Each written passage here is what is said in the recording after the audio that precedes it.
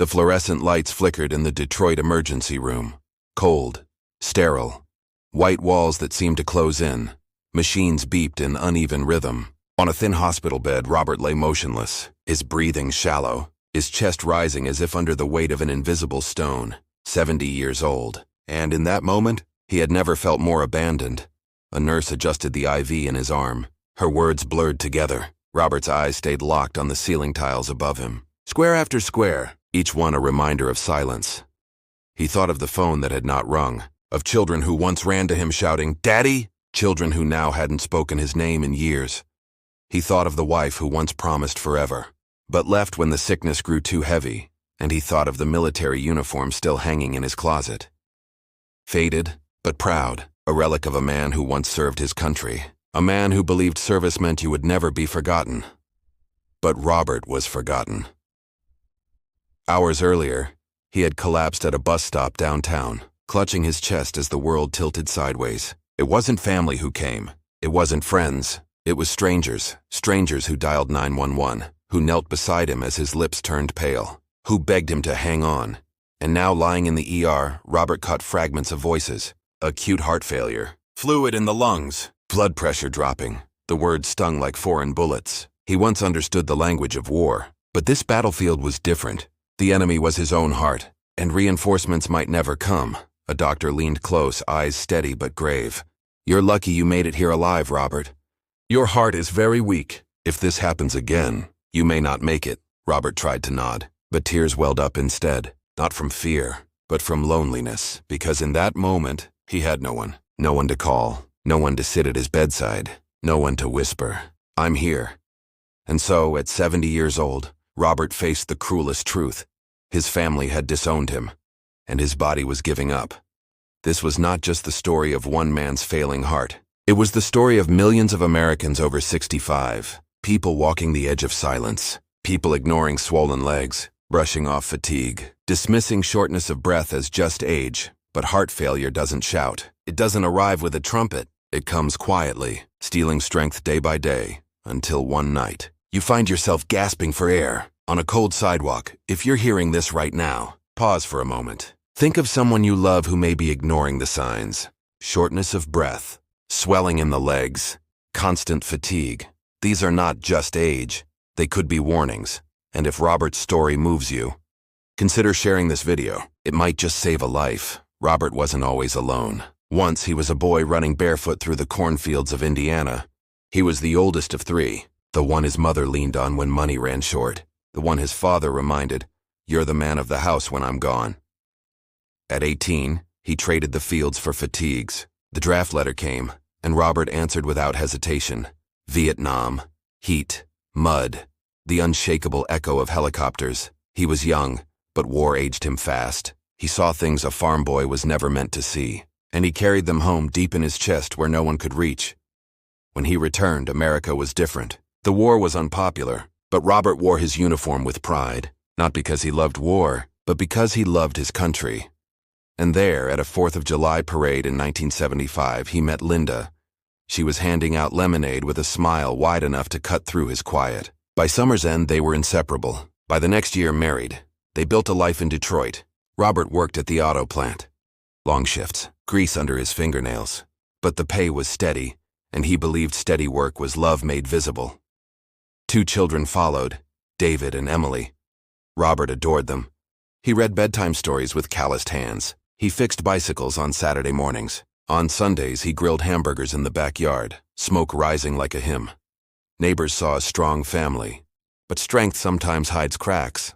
Robert never spoke much about the war. Nightmares woke him. Sweat soaked the sheets. Linda would roll over whispering, "It's just a dream." But for Robert, the dreams never ended. He coped the only way he knew. Work harder, overtime, double shifts. He told himself he was providing. But long hours meant missed dinners, missed birthdays, missed conversations where his children grew, and he wasn't there to hear them. By his 50s, the plant closed. Jobs moved overseas. Robert, once proud provider, found himself stacking boxes in a warehouse. The pay was less, the stress more. Linda's patience thinned, arguments sharpened. She wanted him to open up, to let her in. But Robert only knew silence. He believed men bore their burdens alone, and then came the chest pains, small at first. A tightness after climbing stairs. A cough that lingered through the night. Swelling in the ankles. It's nothing, he'd say. Just getting older, so he ignored it.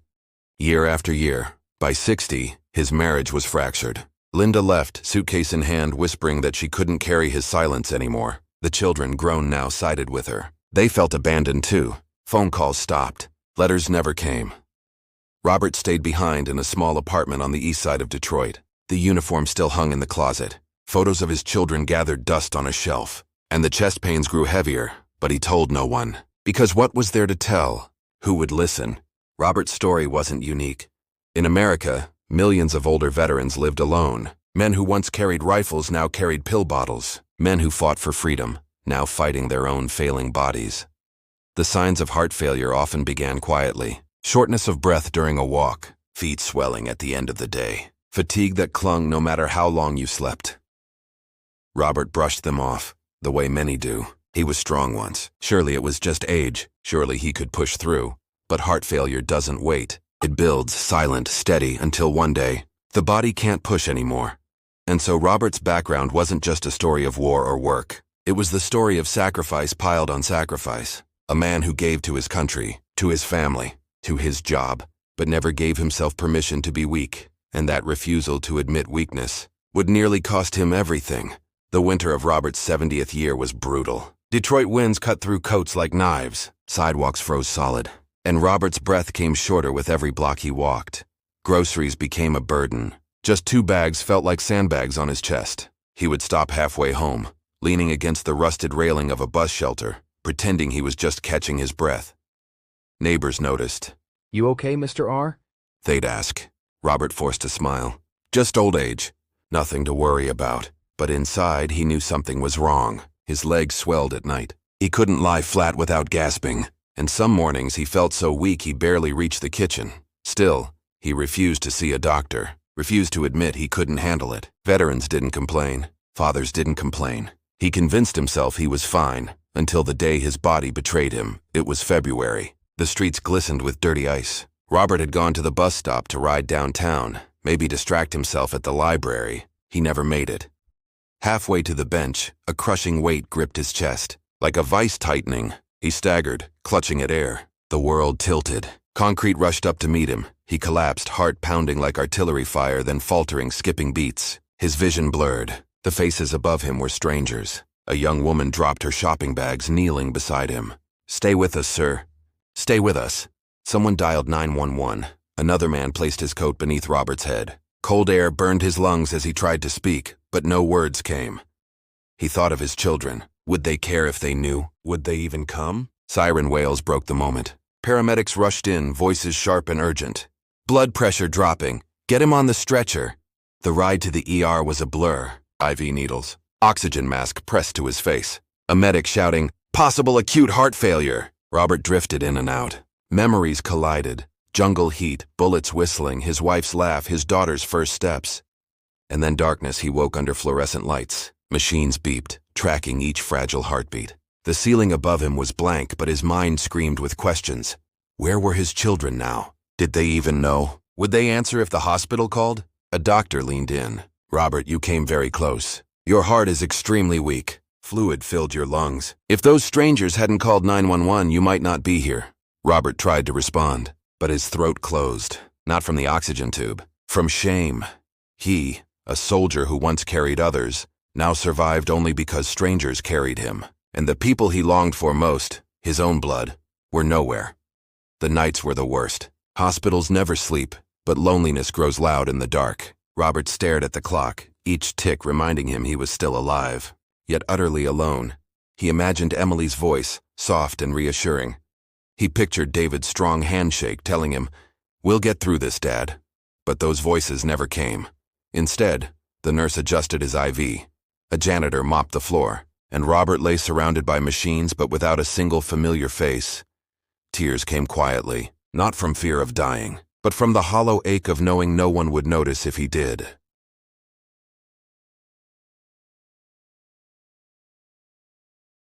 The medical team explained his reality. "Robert, this is advanced heart failure. Your heart doesn't pump effectively. The swelling in your legs, the shortness of breath, These were warnings. Ignoring them nearly killed you, he nodded weakly. He had ignored the signs for years, because he thought strength meant silence, because he thought asking for help was weakness. But lying there, frail and broken, he finally admitted it to himself. Denial had almost taken his life. One evening, as the snow fell heavy outside, a chaplain stopped by. He wasn't family, he wasn't even a friend, but he sat, listened, and asked softly, "Who do you have, Robert? Who can I call for you?" Robert swallowed hard. "No one," he whispered. "My family. They're gone." The chaplain placed a hand on his shoulder. "Then tonight you're not alone. I'm here." And for the first time in years, Robert let himself cry. This was his crisis. Not just the failing heart, but the crushing reality of abandonment. The kind that cut deeper than any physical pain. Robert's life now hung in balance. Doctors fought for his body, but who would fight for his spirit? Because a heart can be repaired with medicine, but a broken soul? That takes something more. The heart monitor beeped steadily in the quiet hospital room. The rhythm was fragile, but it meant Robert was still alive. Sunlight slipped through the blinds, falling across his worn face. For the first time in days, he noticed the warmth. Robert turned his head slowly. On the chair by the window sat a woman in a blue cardigan. She wasn't family. She wasn't a nurse. She was a hospital chaplain, holding a small notebook. She had introduced herself the day before. He hadn't answered her then. But today, when their eyes met, she smiled. Not the quick, polite smile of a staff member rushing to the next patient. This one stayed. "You served in the army, didn't you?" she asked softly. Robert's chest tightened. His medals were not with him, but somehow she could see the soldier beneath the frail skin. He gave a faint nod. "My father did too," she continued. "Vietnam," he said. "The loneliest battles were the ones no one else saw." Robert felt a lump in his throat. The words slipped past his guard. "I thought service meant you'd never be forgotten," he whispered. "But here I am, alone." The chaplain didn't rush to answer. She let silence breathe, then leaned forward. "You're not forgotten. You're still here. That matters." Tears slid down Robert's cheeks. He hadn't cried in years. It felt like a release he didn't know he needed. Later that afternoon, a young nurse named Michael entered. He was in his 20s, barely older than Robert's grandson would be, if his grandson still spoke to him. Michael checked the IV, scribbled on the chart, then paused. "Hey, Mr. Hayes," Michael said gently. "You scared us the other night, but you fought your way back." "Not everyone does." Robert blinked. "Fought?" That word stirred something inside him. He remembered jungle nights in Vietnam, the sound of helicopters, the promise to keep moving no matter what. His heart might be weak, but the fighter in him was still alive. That night, Robert lay awake. Machines hummed softly. He thought about the strangers who had called 911, the chaplain who sat by his bed, the nurse who saw him not just as a patient, but as a fighter. They weren't blood, but they were there. And maybe, just maybe, that was enough to start again. The next morning, the doctor visited. "Robert, we're adjusting your meds.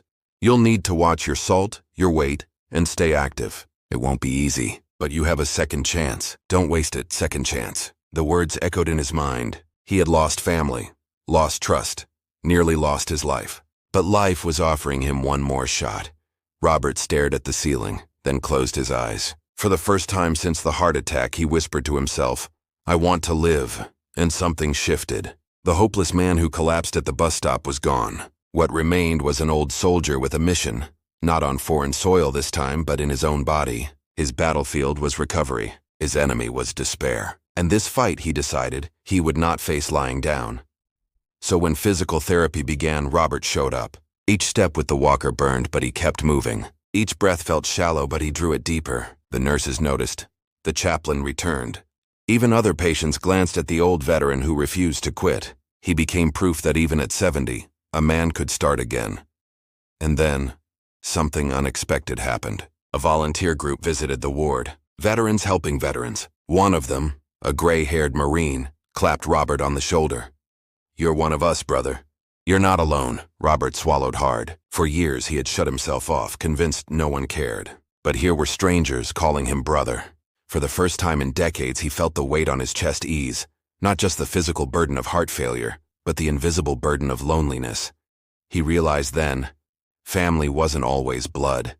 Sometimes it was the people who showed up when you needed them most. If you're listening to this and you know someone who feels forgotten, call them today. A simple voice, a single word can pull them back from the edge. Don't wait until the hospital bed to say, "I'm here, a mission." The fight wasn't over, but he no longer. By the time Robert was discharged, he wasn't just a man with failing health. He was a survivor with fought it alone. The air outside the hospital smelled different. Robert noticed it the moment the sliding doors opened. It was sharp with winter, laced with car exhaust, but it was real. He hadn't breathed outdoor air in weeks. For a second, he stood frozen, one hand gripping the handle of his discharge bag, the other holding a cane the therapist insisted he use. He felt both fragile and reborn. Michael, the young nurse, had walked him to the curb. "Remember," he said with a grin. "Low sodium, daily walks, no excuses." "You promised," Robert chuckled, the sound rusty in his throat. "I've broken a lot of promises in my life. Not this one." When the cab pulled up, Michael gave a small salute. It was casual, playful, but Robert returned it with trembling fingers. His chest tightened, not with pain this time, but with pride. Someone had saluted him again. The apartment felt colder than he remembered. Dust clung to the blinds, mail piled on the table. For years, the silence had been suffocating. Tonight, it felt like a challenge. Robert lowered himself into his armchair.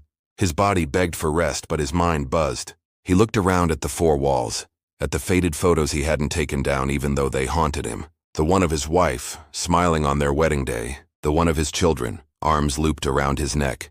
He stared at them for a long time. Then he whispered, "I'm still here."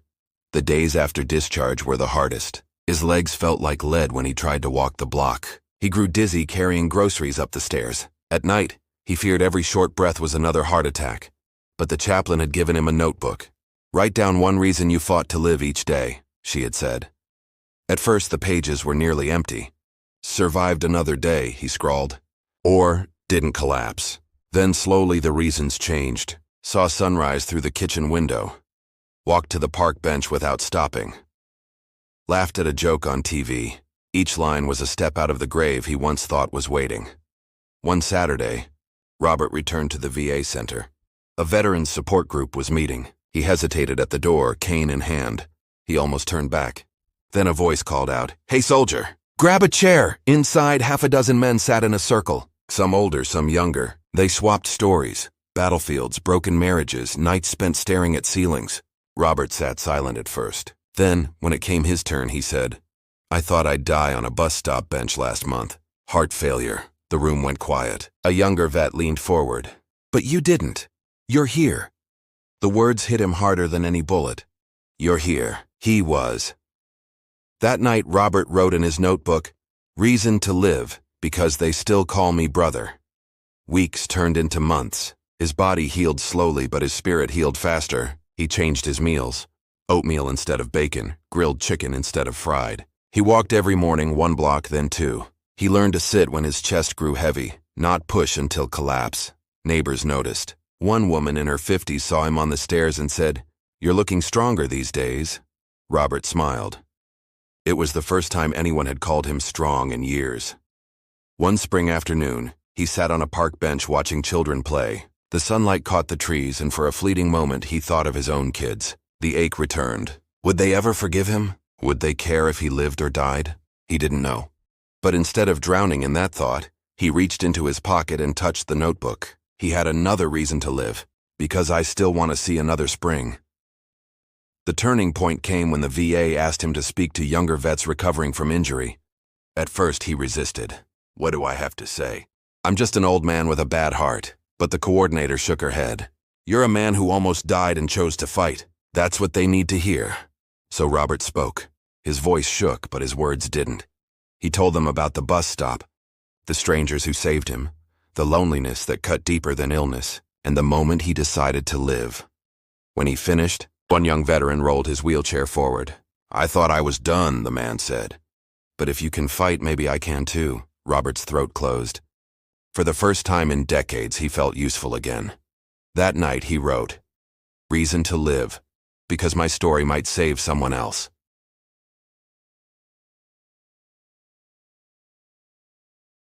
Months later, on the anniversary of his collapse, Robert returned to the same bus stop. He sat on the bench, cane across his knees. The city bustled around him, unaware of the miracle in plain sight.